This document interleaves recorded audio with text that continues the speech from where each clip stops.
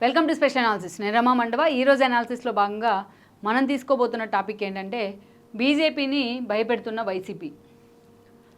నిజంగానే జగన్మోహన్ రెడ్డికి అంత సీన్ ఉందా? వైసీపీ నేతలకు అంత సీక్వెన్స్ ఉందా? ఈరోజు బీజేపీనే భయపెట్టే ప్రయత్నం ఎందుకు జరుగుతోంది? అసలు అది అందులో వాస్తవం ఎంత అనేది మనం చూసినట్లయితే నిజంగానే ఈరోజు బీజేపీని ఒకవైపు భయపడుతూనే జగన్మోహన్ రెడ్డి తన కేసుల విషయంలో కావచ్చు, మిగతా అంశాల్లో కావచ్చు, ఒకవైపు భయపడుతూనే మరోవైపు నిజంగానే బీజేపీని భయపెట్టే ప్రయత్నం చేస్తున్నారు. అది ఎలాగో మనం ఇప్పుడు చెప్పుకుందాం. మొన్న జగన్మోహన్ రెడ్డి ఓటమి తర్వాత 2-3 రోజులు ఆయనే రివ్యూలు చేశారు. ఫస్ట్ డే 1 మీడియా ముందుకు వచ్చి మాట్లాడారు. ప్రజల ప్రేమంతా ఏమైంది, ఆ ఓట్లన్నీ ఎడిపోయాయంటూ కూడా ఈవీఎంల మీద అనుమానం వ్యక్తం చేసే ప్రయత్నం చేశారు. ఇలాంటివన్నీ చేస్తూ వచ్చారు. అయితే ఆ తర్వాత పార్టీలో ఎవరు కూడా ఆయన దగ్గరకు సీనియర్లు రాని పరిస్థితుల్లో ఆయనే స్వయంగా కొంతమంది నేతలకు ఫోన్ చేసి పిలిపించుకున్నారు. ఆ వాళ్ళలో మనం చూసినట్లయితే ఒక వైవి సుబ్బారెడ్డి, తన బంధువులే ఉన్నారు, ఒక సాయిరెడ్డి లాంటి వాళ్ళు, ఒక మిథున్ రెడ్డి లాంటి వాళ్ళు, మొత్తం ఎంపీలు, రాజ్యసభ ఎంపీలు, లోక్సభ నుంచి మొన్న గెలిచిన 4 ఎంపీలతో కలిసి ఒక ప్రెస్ మీట్ని కాల్ఫర్ చేసే ప్రయత్నం చేశారు. ఆ ప్రెస్ మీట్లో మనం చూసినట్లయితే కూడా జగన్మోహన్ రెడ్డి ఆయన డైరెక్షన్లో వాళ్ళు మాట్లాడిన తీరు చూసినట్లయితే ఇక్కడ మనకు అర్థమవుతుంది బీజేపీని ఏ స్థాయిలో వాళ్ళు థ్రెటన్ చేస్తున్నారు అనేది. ఈరోజు రాజ్యసభలో, లోక్సభలో మాకు బలం లేకపోవచ్చు, లోక్సభలో కూటమికి వచ్చిన సీట్లు మాకు రాలేకపోవచ్చు, 4 సీట్లకు మేము పరిమితం కావచ్చు, కానీ రాజ్యసభలో మాత్రం మాకు అదే స్థాయిలో బలం ఉంది, అదే స్థాయిలో బీజేపీకి మా అవసరం ఉంది అన్నట్టుగా విజయసాయిరెడ్డి మాట్లాడారు. అంటే బీజేపీకి తెలియదు ఆయన చెప్పిందాకా అనేది మనం ఇక్కడ అర్థం చేసుకోవాలి. ఇక్కడ చూసినట్లయితే అంటే బీజేపీకి ఏ అవసరం ఉన్నా రాజ్యసభలో మాతో మాట్లాడాల్సిందే, మమ్మల్ని కన్సెంట్లోకి తీసుకోవాల్సిందే అన్న విధంగా ఒక థ్రెటన్ చేసే విధంగా ఈయన ఏదైతే విజయసాయిరెడ్డి అండ్ వైవి సుబ్బారెడ్డి లాంటి వాళ్ళు మాట్లాడడం జరిగింది. అంతేకాదు రాష్ట్రంలో వైసీపీ నేతల మీద దాడులు జరుగుతున్నాయి టీడీపీ అధికారంలోకి వచ్చిన తర్వాత అంటూ కూడా ఒక కామెడీకి అయితే వాళ్ళు తెరదీశారు ఆ ప్రెస్ మీట్లో. బట్ అదే స్థాయిలో కూటమిలో భాగస్వామ్యంగా ఉన్న బీజేపీ కూడా పట్టించుకోవాలి, బీజేపీ కూడా పూర్తి స్థాయిలో దాంట్లో ఇన్వాల్వ్ కావాలి, రాష్ట్రంలో జరుగుతున్న ఘటనలకు బాధ్యత వహించాలి అన్నట్టుగా వాళ్ళు బీజేపీని వార్న్ చేస్తున్నట్టుగా మాట్లాడారు. ఇంకా మరోవైపు చూసినట్లయితే రాష్ట్రానికి వచ్చిన రాష్ట్రంలో స్థాయి నేతలతో ఆయన చేసిన రివ్యూలకు వచ్చిన మనం అసెంబ్లీలో మనకి సపోర్ట్ లేకపోయినా, అసెంబ్లీలో ప్రతిపక్ష హోదా లేకపోయినా, బట్ కౌన్సిల్లో మాత్రం మనకు మెజారిటీ ఉంది, ఎమ్మెల్సీలు మెజారిటీ సంఖ్యలో ఉన్నారంటూ కూడా జగన్మోహన్ రెడ్డి మాట్లాడుతూ ఉన్నారు ఈ రోజున. ఆ స్థాయిలో మనం చూసినట్లయితే ఇక బీజేపీ మీద ఈ స్థాయిలో మాట్లాడుతూ ఉన్న నేతలు ఒక పక్క లోపల భయం ఉన్న ఆ స్థాయిలో బీజేపీని థ్రెటన్ చేస్తుంది వైసీపీ. బట్ అంత ధైర్యం ఎలా వచ్చిందో మనం చూసుకుంటున్నట్లయితే ఇక్కడ వాళ్ళకి కనిపిస్తున్న ధైర్యం కాంగ్రెస్ అనుకోవాలి, అది కూడా షర్మిల రూపంలో.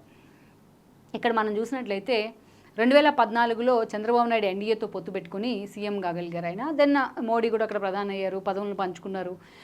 2 ఏళ్ల పాటు ఆ పాలన కరెక్ట్గానే ఉంటూ వచ్చింది, వాళ్ళ మధ్య సఖ్యత కూడా ఉంటూ వచ్చింది.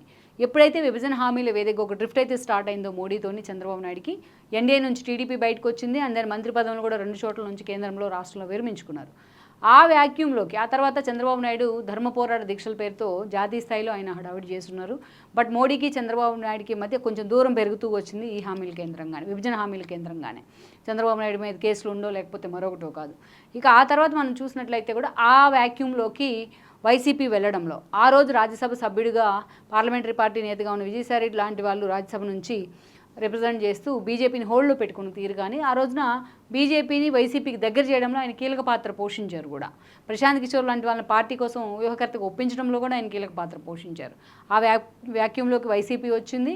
చంద్రబాబు నాయుడు మీద ఉన్న కోపం కావచ్చు, ఇక వైసీపీతో ఉన్న పెరిగిన సాన్నిహిత్యం కావచ్చు, కేసీఆర్ లాంటి వాళ్ళతో ఉన్న ఫ్రెండ్షిప్ కావచ్చు, ఈ ఇద్దరూ కలిసి ఆ రోజు జగన్మోహన్ రెడ్డి సీఎం చేయడంలో కీలక పాత్ర పోషించారు, అది నిజం కూడా.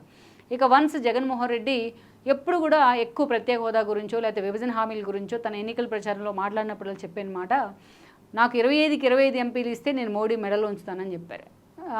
కేంద్రంలో పార్టీ మెడలో ఉంచుతాను, అధికార పార్టీది అని చెప్పారు. ఆయనకి 22 సీట్లు మ్యాండేట్ ఇచ్చారు గత ఎన్నికల్లో. బట్ ఇక జగన్మోహన్ రెడ్డి సీఎం అయిన తర్వాత బీజేపీ నేతలకు అడుగులు మడుగులెత్తుతూ ఉన్నారు ఆయన అసలు ఎన్నికలకు ముందే ఏదైతే అప్పట్లో రాష్ట్రపతి కోవింద్ ఉండేవాళ్ళు, ఆయన కోవింద్ని ఎలక్ట్ చేసుకొని ఉపరాష్ట్రపతిగా వెంకయ్యనాయుడు ఎలక్ట్ చేసుకున్న పరిస్థితుల్లో వాళ్ళు పార్క్ హైత్ హోటల్లో వాళ్ళకి వైఎస్ఆర్సీపీ వైపు నుంచి ఒక పార్టీ ఇవ్వడం జరిగింది. వాళ్ళు ఎలక్ట్ అయినప్పుడు మద్దతు ఇస్తూ ఒక పార్టీని అరేంజ్ చేశారు. వెంకయ్యనాయుడు కాళ్ళ మీద విజయసాయిరెడ్డి పడిపోతే కోవింద్ కాళ్ళ మీద ఆ రోజు ఏకంగా జగన్మోహన్ రెడ్డి పడిపోయినారు. ఇక వన్స్ తాను అధికారంలోకి వచ్చిన తర్వాత ఎవరైనా 151 సీట్స్ కానీ, అదేవిధంగా 22 ఎంపీలు అంటే అత్యున్నత స్థానం. సౌత్ నుంచి అంత భారీగా రిప్రజెంట్ చేసింది వైఎస్ఆర్సీపీని, అతి పెద్ద పార్టీగా. ఎవరైనా తాము అనుకున్న లక్ష్యాలను ఈజీగా చేరుకోవచ్చు. తాము అనుకున్న ఏదైతే విభజన హామీలు కావచ్చు, రాష్ట్రానికి రావాల్సిన ఇన్సెంటివ్స్ విషయంలో కూడా ఫోకస్ పెట్టచ్చు.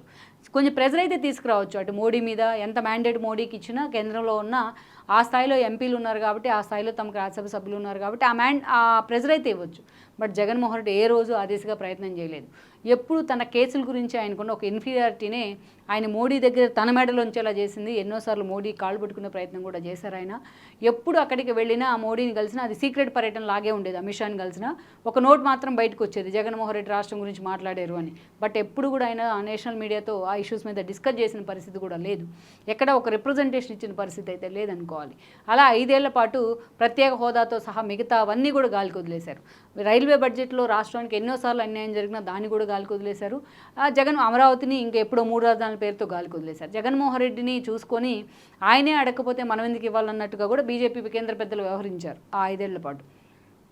అలాంటి జగన్మోహన్ రెడ్డి ఈరోజు ఎప్పుడైతే ఆయన ఊహించని విధంగా జగన్మోహన్ రెడ్డి గురించి సర్వేలు చేయించుకున్న తర్వాత బీజేపీ రాష్ట్రంలో రాబోతుంది చంద్రబాబు నాయుడు అని అంచనాలకు వచ్చిన తర్వాత, ఆ రియాలిటీ వాళ్ళకి కనిపించిన తర్వాత నిజంగానే జగన్మోహన్ రెడ్డిని వాళ్ళు పక్కన పెట్టారు. చంద్రబాబు నాయుడు దగ్గర చేసుకునే ప్రయత్నం చేశారు. ఈవెన్ పవన్ కళ్యాణ్ లాంటి వాళ్ళు ఇనిషియేట్ తీసుకునే ప్రయత్నం చేశారు ఈ రోజున. అయితే ఇది జగన్మోహన్ రెడ్డి ఊహించలేదు.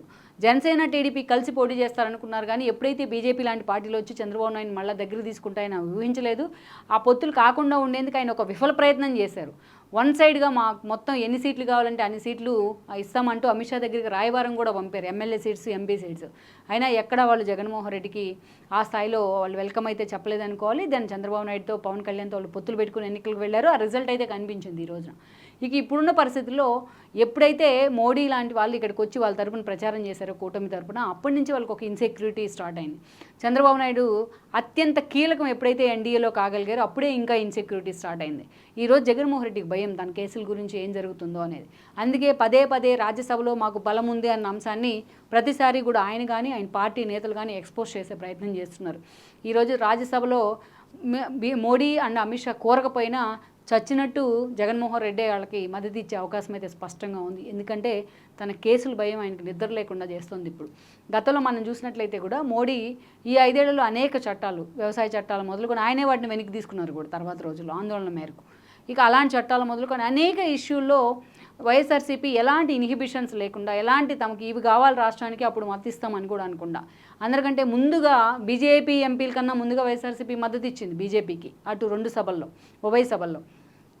బీజేపీని ఎవరైనా మోడీని విమర్శిస్తే హేమంత్ సోరెన్ లాంటి వాళ్ళు గతంలో జగన్మోహన్ రెడ్డికి ఆయనకు సూక్తులు చెప్పిన పరిస్థితి అయితే ఉంది. ఆయనకు టార్గెట్ కూడా అయ్యారు.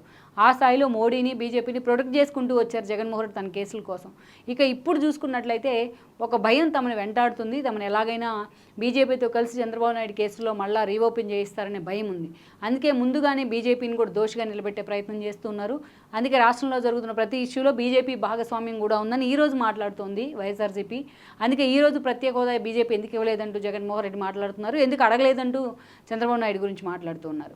రాజ్యసభలో మాకు బలం ఉంది అని చెప్తూనే బీజేపీ మీద ఒక ప్రెజర్ అయితే బిల్డ్ చేసే ప్రయత్నం జరుగుతోంది. కానీ అంత అవసరం బీజేపీకి రాదు. రాజ్యసభలో ఎలా బిల్లులు చేసుకోవాలనేది మనకు తెలిసింది. అందుకే ఇప్పటికీ కొంతమంది వైసీపీ రాజ్యసభ సభ్యులు కూడా బీజేపీ వైపు చూస్తున్నారనే ప్రచారం కూడా ఉంది, వైసీపీ తెర మీద తీసుకొస్తున్న ఇలాంటి డ్రామాలతో.